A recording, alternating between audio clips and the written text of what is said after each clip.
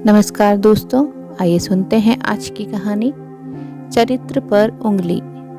क्या वीरेंद्र की गंदी नीयत और झूठे लांछन से बच पाएगी सांची? वीरेंद्र ने माँ से कहा, मयंक की बहू को समझा दो कि अपने शरीर को अच्छी तरह से ढककर निकला करे। जवान और खुला शरीर बूढ़ी आंखों में भी गलत भावना भर देता है। इतना कहकर वीरेंद्र बाहर चला गया, परंतु माँ का चेहरा तन गया। उसने तिरछी निगाहों से सांची की ओर देखा, जो सिर झुकाकर चावल चुन रही थी।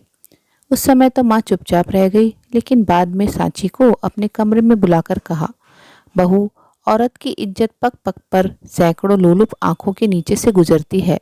हर आदमी की आंखें औरत के कपड़े के भीतर झांकने की चेष्टा करती रहती है। कुछ हरकतें ऐसी होती हैं जिनसे आदमी के चरित्र की पहचान होती है। वैसे इसका कुछ अर्थ निकले या न निकले, पर अकेले में आंचल का बार बार बदन से गिर जाना कुछ दूसरे अर्थ भी देता है। मन की तरह शरीर पर भी नियंत्रण रखना सीखना चाहिए। मम्मी जी, बात ये, सांची ने सफाई देनी चाहिए। मैं तुमसे कोई सफाई नहीं मांग रही हूँ बहू, नहीं तुम्हें दोषी ठहरा रही हूँ, बल्कि अपने अनुभव से बता रही हूँ कि औरत चाहे तो खुद ही अपनी इज्जत को संभाल सकती है और ऐसे लोगों की नज़रों से बचा भी सकती है। ठीक है मम्मी जी, आगे से आपकी बातों का ध्यान रखूंगी, सांची ने कहा। तभी दरवाजे पर हुई दस्तक ने उनका ध्यान भंग किया। मयंक के आ जाने से बातें वहीं खत्म हो गईं। पति के आने पर सांची राहत महसूस कर रही थी। अभी इस घटना को बीते 4-5 दिन ही हुए थे कि एक और विवाद ने जन्म ले लिया। हुआ यूं कि सांची स्लीवलेस गाउन पहने बाथरूम से निकल रही थी कि अचानक डाइनिंग हॉल में वीरेंद्र उससे टकरा गया। बेचारी सांची फुर्ती से अपने कमरे में चली गई। माँ, वीरेंद्र को एक और मौका मिल गया था। मुझे छोटी बहू का व्यवहार ठीक नहीं लग रहा है। अभी बच्ची है, अपने आप समझ आ जाएगी, माँ ने बात को खत्म करते हुए कहा।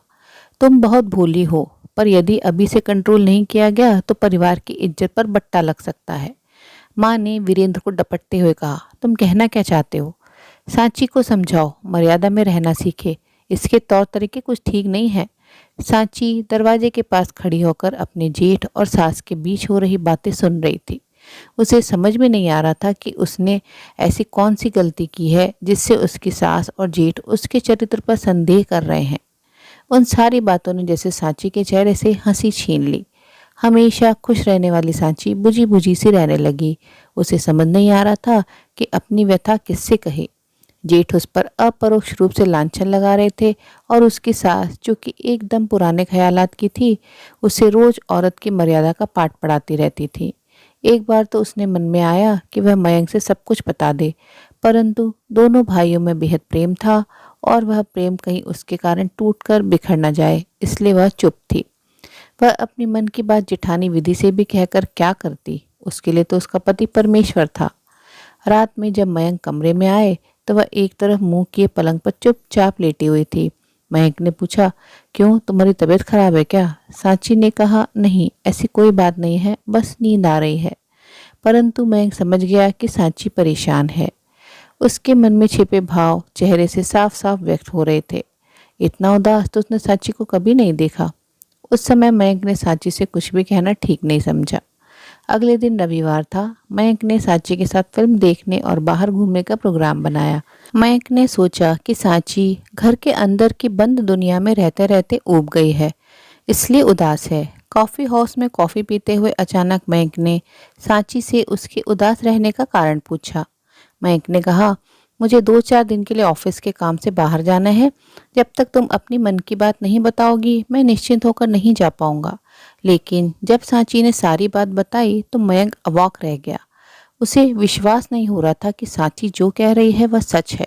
उसके भैया तो एक सुलझे हुए गंभीर आदमी हैं, वह अपने छोटे भाई की पत्नी पर ऐसा लांछन कैसे लगा सकते हैं? अगले दिन मयंक ऑफिस के काम से मुंबई चला गया। उसके जाते ही सांची ने अपने जेठ के व्यवहार में अजीब सा परिवर्तन देखा। कल तक उसके चरित्र पर लांछन लगाने वाले वीरेंद्र ने 2 दिनों के लिए ऑफिस से छुट्टी ले ली थी और अधिकांश समय सांची के आसपास घूमने लगा। कभी वह किचन में कुछ लेने के बहाने आ जाता, तो कभी ड्राइंग रूम में टीवी देखने के बहाने उसके कमरे की ओर नजरें टिकाए रखता। सांची को वीरेंद्र की यह बदली मानसिकता समझ में नहीं आ रही थी। अगले दिन सुबह अचानक माँ की तबीयत खराब हो गई। उनके सीने में इतना तेज दर्द हुआ कि वीरेंद्र और विधि को माँ को हॉस्पिटल लेकर जाना पड़ा। लगभग 4 घंटे बाद वीरेंद्र अकेले घर लौटा और सांची से चाय बनाने को कहा। सांची जैसे ही टेबल पर चाय रखकर जाने लगी, वीरेंद्र ने उसका हाथ पकड़ लिया और अपनी तरफ खींचने लगा। पहले तो सांची ने अपना हाथ छुड़ाने का प्रयास किया, लेकिन जब वीरेंद्र ने उसका हाथ छोड़ने की बजाय उसको पकड़ने की कोशिश की तो सांची ने एक झन्नाटेदार थप्पड़ वीरेंद्र के गाल पर जड़ दिया। वीरेंद्र को कतई उम्मीद नहीं थी कि छुई मुई सी दिखने वाली सांची ऐसा रौद्र रूप ले सकती है। वह नीचे कालीन पर गिरा हुआ अभी संभलने की कोशिश कर ही रहा था कि सांची ने उसकी छाती पर अपना पैर रख दिया और बोली, मेरे चरित्र पर लांछन लगाने वाले जेठ जी, तुम खुद कितने चरित्रवान हो यह तो मैं पहले ही दिन से समझ गई थी। जब तुमने डाइनिंग हॉल में करीब से जाते हुए मुझे छूने की कोशिश की थी, तुमने अपने चरित्र को मुझ पर आरोपित कर मुझे घर में बदनाम करने की कोशिश की, मेरे चरित्र पर कीचड़ उछाला, जबकि तुम्हारा चरित्र ही गंदा और दागदार था। उसी समय घर का फ़ोन बजा, क्योंकि मोबाइल किसी ने रिसीव नहीं किया। सांची ने तुरंत फ़ोन उठाया। दूसरी तरफ मयंक था। वह अपनी माँ को लेकर चिंतित था। सांची की उखड़ी हुई आवाज़ से उसे चिंता हुई, पर सांची ने उस समय कुछ कहना सही नहीं समझा। तब तक जेठ जी भी सिर झुकाए अपने कमरे में चले गए। मयंक ने सांची को बोला कि वह आज शाम ही आ जाएगा। उसका जो काम था वो हो गया था और माँ की बीमारी से भी वो चिंतित था। उधर हॉस्पिटल में माँ की तबीयत अब स्थिर थी। मयंक आते ही माँ से मिलने हॉस्पिटल चला गया और जब घर आया तो उसके भाई साहब पहले ही हॉस्पिटल के लिए निकल गए थे। सांची ने मयंक को खाना लगा दिया। तुम भी आओ ना, साथ में ही डिनर करते हैं, मयंक बोला, मगर सांची का मुरझाया चेहरा देखकर घबरा गया। सांची भी सुबह से जो तूफान मन में दबाए बैठी थी, अपने पति के प्यार के सामने सब बाहर आ गया और उसने मयंक को सब बता दिया। मयंक सब सुनकर जड़वत रह गया। उसने जो सुना उसे सुनकर वह जैसे क्रोध, दुख, अविश्वास और अपमान के मिले जुले भाव से भर गया। पर माँ की बीमारी के चलते उसने फिलहाल अपनी भावनाएं दबा ली। कुछ दिनों बाद माँ स्वस्थ होकर घर आ गई। तब मयंक ने माँ को सारी बात बताई, पर माँ को यकीन न हुआ। वीरेंद्र ने भी सांची पर ही उल्टा दोष मढ़ दिया, मगर मयंक को सांची पर यकीन था। उसने कहा, मुझे तो उसी दिन बता दिया था सांची ने, बस मैं माँ की वजह से चुप रहा और आपके व्यवहार को भी तब से नोटिस किया। आपके बदले व्यवहार से मुझे यकीन हो गया कि आप अपने छोटे भाई की पत्नी के बारे में कितनी घटिया नियत रखते हैं। मैं माँ और सांची को साथ लेकर यहाँ से जा रहा हूँ, क्योंकि दुनिया से तो मैं अपनी सांची को बचा सकता हूँ, पर आप जैसे भाई के होते हुए वह अपने ही घर में सुरक्षित नहीं है।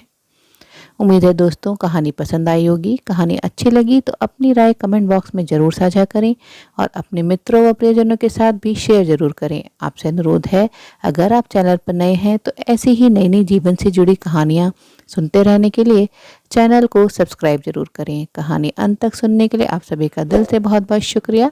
तो फिर मिलते हैं अगली कहानी में। तब तक के लिए आप लोग अपना ध्यान रखिए, खुश रहिए, ऐसे ही कहानियाँ सुनते रहिए।